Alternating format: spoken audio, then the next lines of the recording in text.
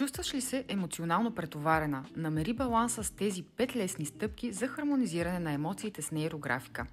Номер 1. Рисувай нейролинии. Те са символ на нашите мисли, на движение на енергията и други. Номер 2. Рисувай кръгове. Кръгът е най-хармоничната фигура, която ни носи баланс, хармония и спокойствие. Номер 3. Окръгли всеки ъгъл между линиите и фигурите.